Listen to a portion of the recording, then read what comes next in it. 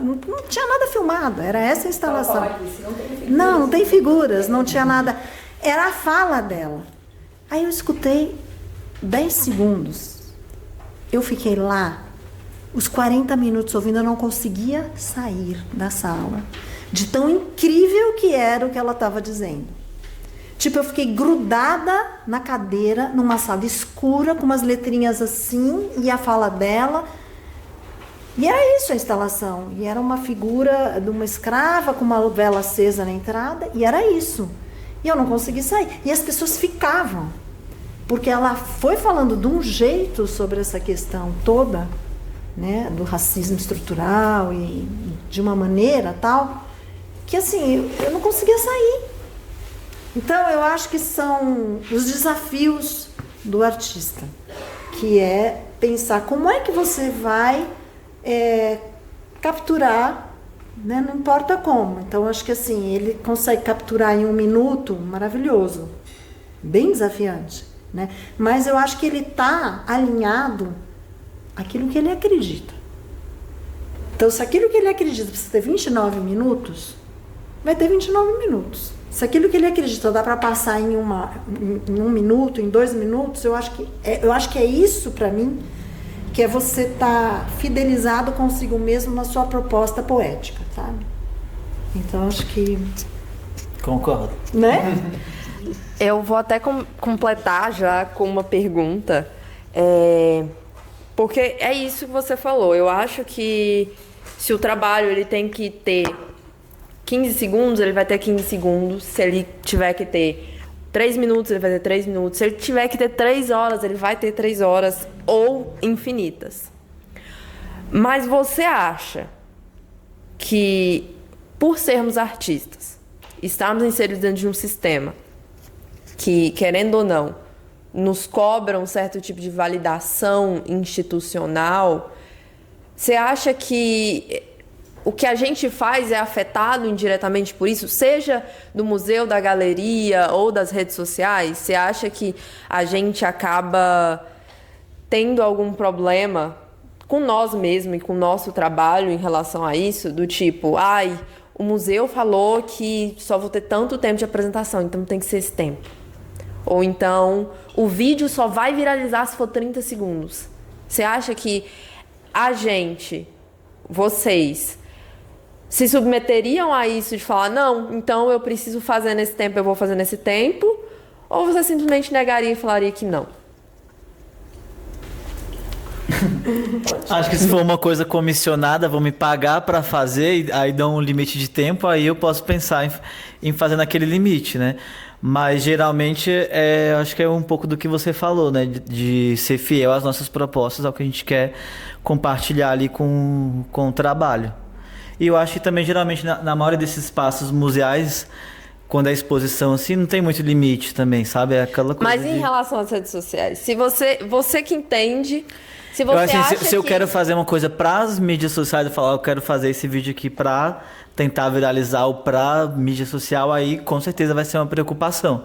Mas se a minha preocupação está sendo ali com o que eu quero expressar, não necessariamente isso vai me afetar. E você? Olha, a gente é domesticado o tempo inteiro. Então, não se iluda. Porque você já é domesticado. Eu também já sou, ele também é. O que a gente tenta fazer é, de alguma maneira, conseguir algumas subversões disso. Cada um à sua maneira própria. Certo? Então, eu achei ótima a objetividade dele. É comissionado? Tá, tudo bem. Vivemos no mundo capitalista. Tá certo? Eu, durante muito tempo, sempre fui muito rebelde ao mercado e ao mainstream da arte.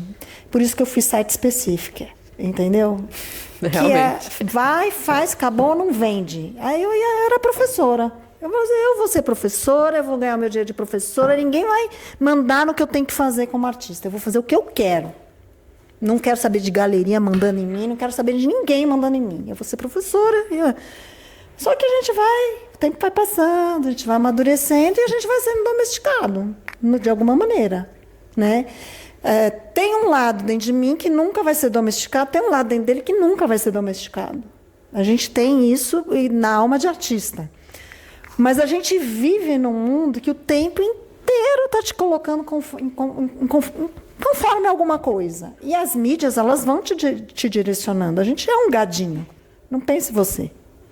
Nós somos um gadinho ali direcionado pela mídia. Tem coisa que você percebe e tem coisa que você não percebe que está sendo direcionado. Então, eu acho, por exemplo, que na hora que o Gu resolve fazer uma crítica com essa questão da vigilância, isso se expande para muitas reflexões. Inclusive a própria mídia que nos vigila o tempo inteiro. Gente, vocês nunca fizeram isso? Você fala um babado qualquer, estou conversando aqui com você, aí aparece lá no Google a frase que você acabou de falar? O pior é quando você quer que apareça, que você fala assim, nossa, eu queria tanto tal produto, aí você tenta falar para facilitar e não funciona. Quando você fica assim, edital, premiação. Esse daí você acha que Não. juro, já fiquei Máquina de lavar roupa, 2 segundos, pá. Propaganda. Não, então você está conversando em casa, porque quebrou a máquina, não sei o que, aí já começa a propaganda de máquina, né?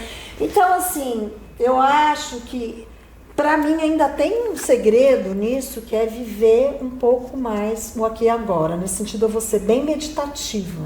Meditar, eu acho que é um ato subversivo. Parar, fechar o olho, ouvir os sons, respirar, estar no aqui e agora, para mim, é um ato de subversão, atualmente. Por quê? Porque o espaço computacional, porque as mídias, porque tudo isso que a gente vive tira a gente da presença o tempo inteiro. Vou lançar agora 2 perguntas em uma.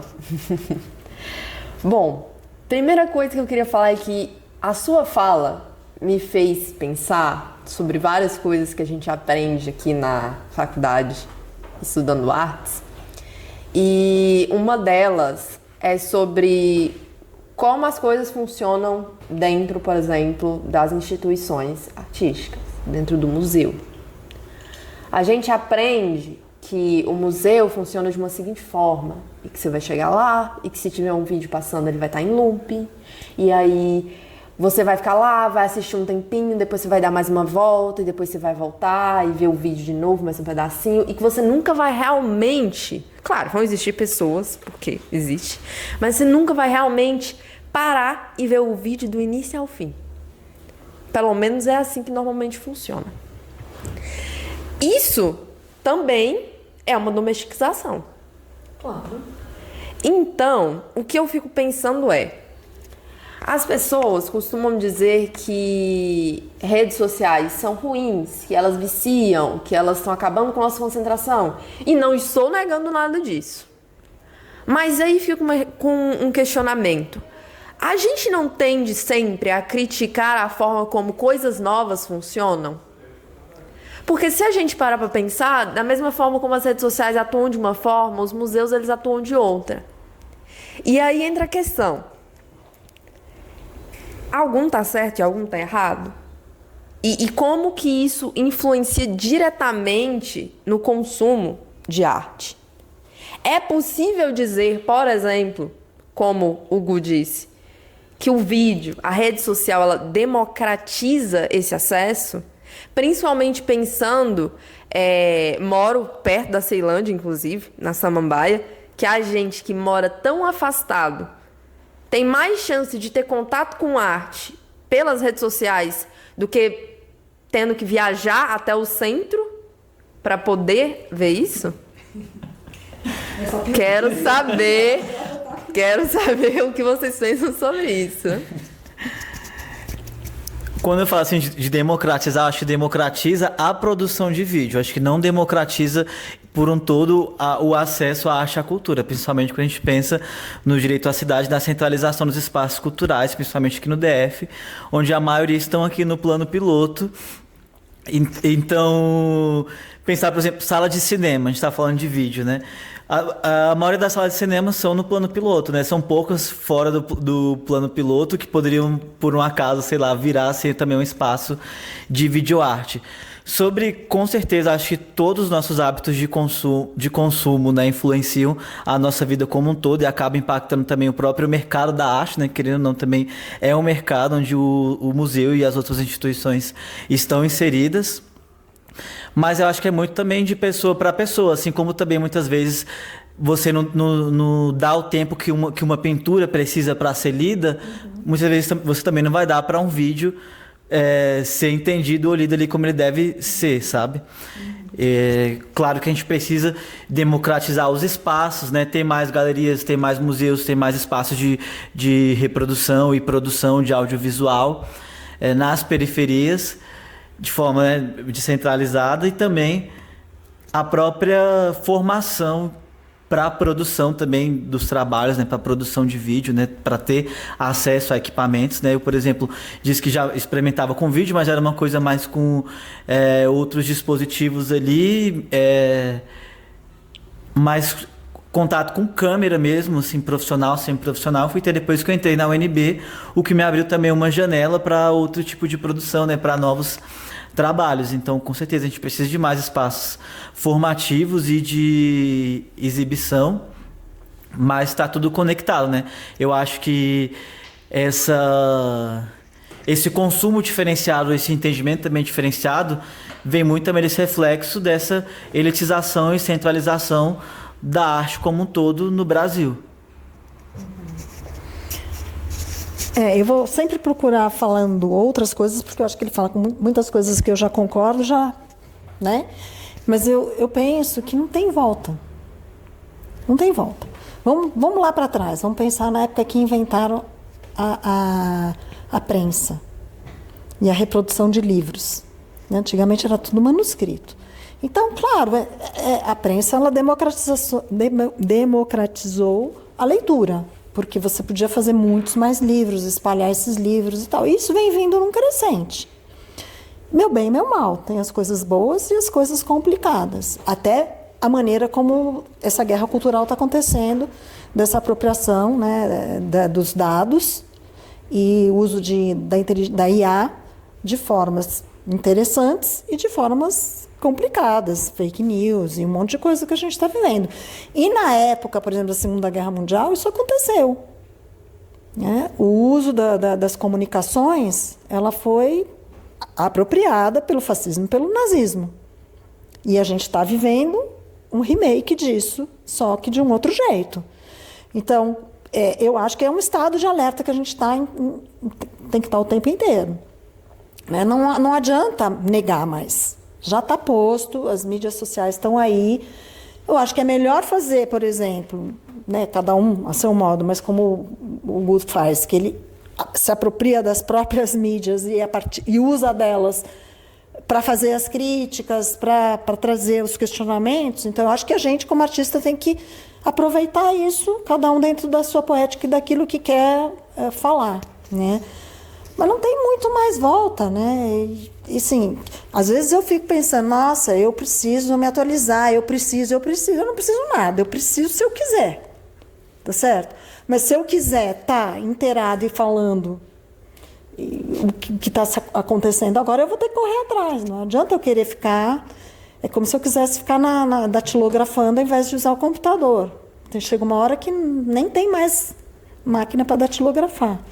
Então, acho que eu tenho que também me adaptar a gente tem que se adaptar aos tempos, né? Mas o que eu acho que é importante é ter sempre um olhar crítico para tudo. E fazer algumas pausas, não ficar tão imerso, ser atento a como você está sendo abduzido por isso. O quanto que isso está te consumindo, né? Em várias maneiras, assim. E pensando também em mídias sociais, acho que, como disse, né, é uma coisa que não vai voltar atrás, mas a gente também pensar na raiz aí do problema, né?